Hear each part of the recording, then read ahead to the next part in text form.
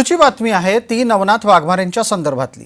नवनाथ वाघमारे घर सोडून पळून गेलेले आहेत। ओबीसी नेता म्हणून स्वतःची ओळख सांगणारे नवनाथ वाघमारे यांनी नुकतंच एक वक्तव्य केलं। त्यानंतर मराठ्यांनी त्यांच्या घरावर धडक दिली। निषेध करण्याच्यासाठी मराठे घरी पोहोचले असता वाघमारेंच्या घराला कुलूप आढळलं। मराठ्यांनी वाघमारेंच्या घरावर साडी आणि बांगड्या फेकल्याचं समजतंय। काय घडलं तिथे ते ऐका। नवनाथ वाघमारेचं करायचं काय?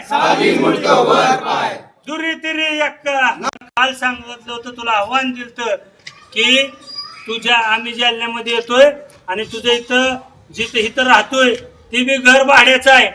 भाड्याच्या घरात राहून भाड्या मराठा समाजाच्या आया बहिणीबद्दल गरळ बघतो, तुझा आम्ही निषेध करतो। दिसल तिथं तुला साडी आणि बांगड्या घातल्याशिवाय मराठा समाज गप बसणार